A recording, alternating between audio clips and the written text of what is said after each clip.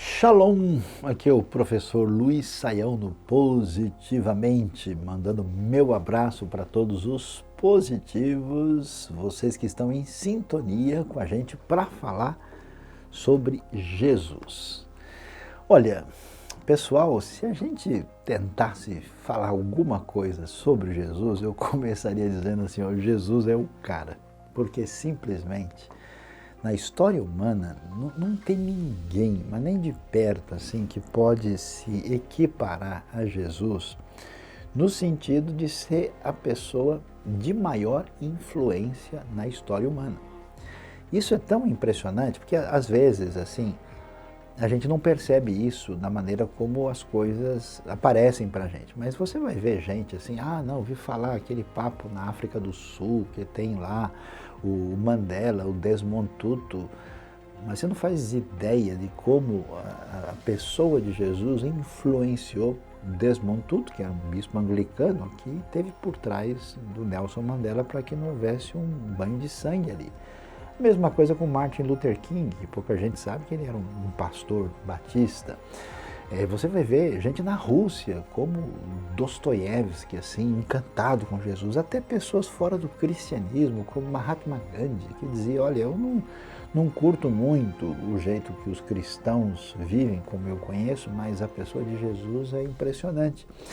Em todos os lugares do mundo, quem para ler, por exemplo, o Sermão do Monte, não tem como a pessoa não ficar atingida pela pessoa extraordinária de Jesus de Nazaré.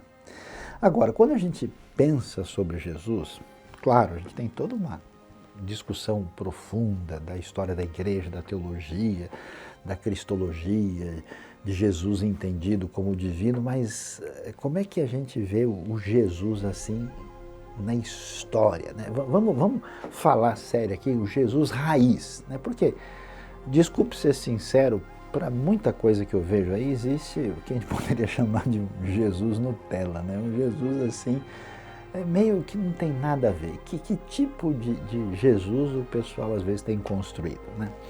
Quando chega assim em dezembro, Natal, a gente tem bastante esse papo, né? Jesus para cá, Jesus para lá, aquela conversa toda. Mas até mesmo esse Jesus natalino, né? Não tem nada a ver, né? Eu gosto de dizer brincando, mas é uma brincadeira séria, que esse Jesus meio do marketing assim é tipo um Tiradentes americanizado, né? Você vê, até parece assim, olhando um do lado do outro assim, um pouquinho mais claro, com o olho verde assim, fica esse Jesus de propaganda, né? Esse Jesus muito europeizado, muito americanizado, é diferente do que era o Jesus original. Jesus era judeu, né? A Bíblia deixa claro aí que ele nasceu em Belém da Judéia, e os judeus, na sua maioria, tem aquele perfil semítico, aquela cara assim meio de português, de grego, de árabe, né? Uma cara assim diferente de alguém do contexto da Inglaterra, da Suécia, dos Estados Unidos. E então ele nasce num momento de domínio da terra de Israel e da bacia do Mediterrâneo pelo Império Romano. E a gente tem o Novo Testamento, e às vezes as pessoas têm preconceito, mas o Novo Testamento é especialmente nos escritos de Lucas, um documento histórico muito detalhado, né? E no passado muita gente olhava para esse documento e dizia, não, isso aqui é só discurso religioso, não tem base nenhuma na história, mas os estudiosos cada vez mais entendem. Não dá para você tentar explicar Jesus como uma invenção mística, gnóstica, greco-romana, não. Tem um professor muito famoso, ele nem é cristão, né? O famoso Dr. David Flusser, ele fez um estudo aprofundado e o homem era um catedrático de mão cheia e ele mostrou, né, que tudo aquilo que nós temos no Novo Testamento falando a respeito de Jesus é absolutamente compatível, pertinente com o primeiro século, que os detalhes culturais, históricos, topográficos, de todo tipo, são muito nítidos para mostrar que Jesus é de fato o que o Novo Testamento nos apresenta no sentido histórico. E Jesus não veio criar uma nova religião, Jesus não era simplesmente um agitador social, Jesus não estava defendendo uma espécie de movimento político, Jesus não era simplesmente um místico desconectado da realidade, essas coisas de que Jesus, não, ele aprendeu a fazer mágica na Índia ou no Egito, é muita viagem, não tem nada assim nítido nessa direção. Nós temos alguns documentos do mundo antigo, tem alguma coisa que aparece em Flávio Josefo, nós temos uma referência de Luciano de Samota, nós temos uma referência que aparece em Suetônio de agitação da época dele por causa de um tal de Crestos. Nós temos algo na própria Mishnah que revela a existência desse movimento de Jesus. Nós temos descobertas arqueológicas mais recentes, por exemplo, o que foi encontrado em Cafarnaum, o nome de Pôncio Pilatos, detalhes dos lugares assim concretos que têm a ver com a história de Jesus, que foram encontrados ali, especialmente coisa mais recente em Magdala, cidade de Maria Madalena, e a gente não encontra coisas muito específicas de Jesus, porque Jesus não tinha nada. A Bíblia diz que ele não tinha onde reclinar a cabeça. E a gente não encontra mais detalhes a respeito dele, porque Jesus não era uma espécie de rei, ou de político, ou de pessoa que tinha importância. Ele tinha lá o seu espaço muito pequeno e limitado num vilarejo na parte noroeste do mar da Galileia. E, portanto, a Bíblia deixa nítido e claro que ele morreu e ressuscitou. Então é claro que a gente não tem como achar um monte de pertences de Jesus com o nome dele. Mas tudo aquilo que nós temos, que é corroborado pelos achados, que reconstrói o mundo que está em sintonia com a descrição do texto, os documentos do Novo Testamento, o desdobramento dessa fé, nós vamos ver de fato que Jesus é uma realidade histórica incontestável. E como tal, Jesus nasce no ambiente judaico. Por isso, ele é apresentado no templo, como você lê, por exemplo, em Lucas capítulo 2. Inclusive, Maria e José levam Jesus ali e fazem a oferta. O Novo Testamento insiste e afirma que o nascimento de Jesus é um milagre. Aliás, vários elementos diretamente ligados a ele, desde o seu nascimento, até mesmo no seu batismo e no seu ministério, é cheio de milagres para mostrar que a Bíblia faz questão de dizer que ele era o profeta, a última palavra de Deus esperada, que ele era sacerdote, conforme diz o livro de Hebreus, falando para a gente que ele veio resolver o problema da nossa dívida, das nossas mancadas e erros diante de Deus, e diz que ele era o rei no sentido de devolver o mundo para a ordem necessária do domínio de Deus que traz paz e bem-estar à humanidade. Então, quer dizer, as coisas estão todas fora de lugar, Deus é o rei de direito, mas não está sendo o rei de fato, porque a criação está numa rebelião contra ele, particularmente a atitude humana. Jesus começa mudando isso dentro do coração da vida das pessoas, implantando o reino de Deus nelas a partir da sua experiência de fé com a chegada do Messias e do Rei. E depois, esse reino cresce como uma semente, vai atingindo as pessoas de todas as tribos, povos, línguas e nações, e um dia esse reino chega à sua plenitude, inclusive com a volta de Jesus. Então, esses elementos, eles são assim cativantes, fascinantes, poderosos, interessantes, e aparecem na descrição sobre quem é essa pessoa que é tão impressionante, que mais marcou a história humana até hoje. E sabe por quê? Eu, quando comecei a conhecer um pouco mais sobre isso, eu fiquei muito pensativo. Porque, veja bem, quando a gente vê qualquer movimento histórico, você facilmente detecta, olha, aqui tem uma razão política, aqui teve um poderoso que fez isso e aquilo, aqui entrou dinheiro, mas Jesus é muito louco tudo que a gente vê a respeito dele. Por quê?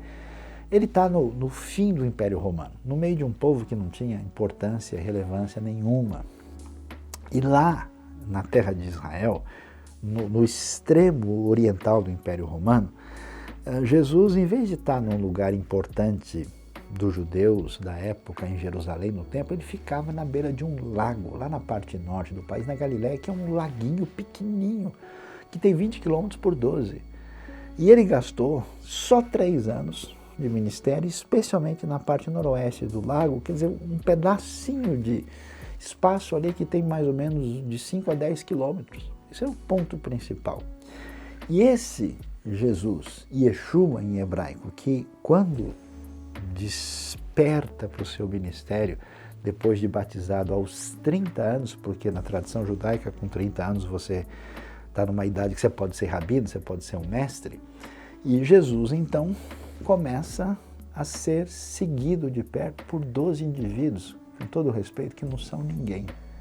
O pessoal era pescador ali da beira do lago. Jesus então vai lá, chama esse pessoal e eles começam a seguir Jesus. E é interessante porque Jesus nunca escreveu um livro, Jesus nunca teve poder político, Jesus nunca teve recurso financeiro. É até curioso, Lucas 8 diz que até algumas mulheres ajudavam a sustentar o ministério de Jesus. Imagina, naquele tempo, uma coisa dessa é muito diferente. E o que acontece? Nesse momento está todo mundo apavorado porque os romanos estão colocando uma pressão pesada, né? Em Cesareia Marítima foi achada uma placa muito interessante, né?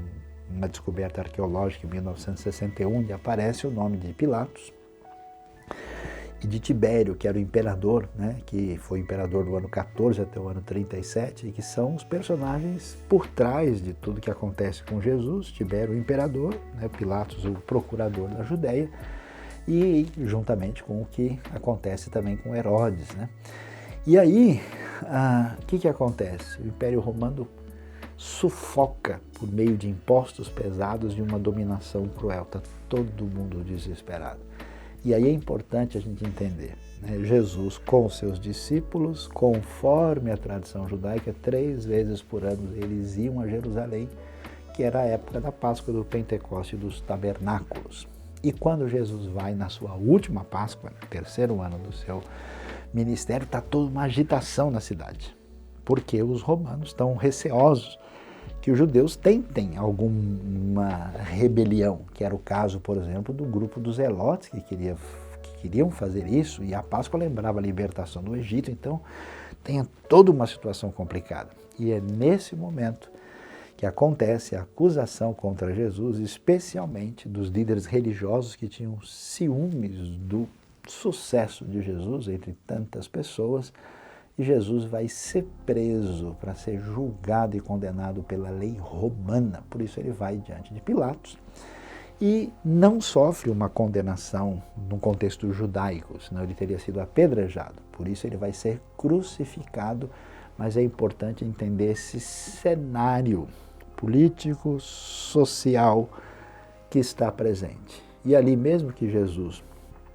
não seja de fato um líder político, ou esteja fazendo rebelião, ou tenha intenções de outra natureza, ele vai ser preso e condenado. Por isso a condenação é rei dos judeus, quer dizer, ele se propôs a ser algo contra a determinação de Roma. Sua ousadia é punida. Mas a Bíblia deixa claro que nesse conflito entre o bem e o mal, e Roma mostra a crueldade, a escravidão, a opressão, o paganismo perverso e cruel, assustador, em oposição a Jesus, mas Jesus, sendo o Salvador, o Filho de Deus, ressuscita dentre os mortos, se torna vencedor sobre a morte. Seus discípulos veem isso e começam a proclamar a mensagem, que curiosamente, contra as autoridades religiosas de Jerusalém, contra o Império Romano, esse movimento cresce de uma maneira surpreendente, de modo que a Roma antiga acabou, a Grécia antiga se foi, as grandes civilizações passaram e a mensagem, o poder e o nome de Jesus se mostra invencível através da história. E a gente termina a nossa reflexão pensando aquilo que o soldado romano, na hora que viu a morte de Jesus ali, vendo toda a natureza abalada à sua volta, perguntou: seria esse mesmo o Filho de Deus? Uma pergunta que a gente precisa responder. Jesus, inigualável na história humana. Quem mexeu no meu livro? Você agora é o meu convidado a fazer parte desse nosso curso para entender a Bíblia a partir do seu sentido original, da maneira como os discípulos de Jesus aprenderam, para entender a coisa raiz. Quem mexeu no meu livro? Por que entenderam diferente? Venha comigo, professor Luiz Saião, nesse curso imperdível.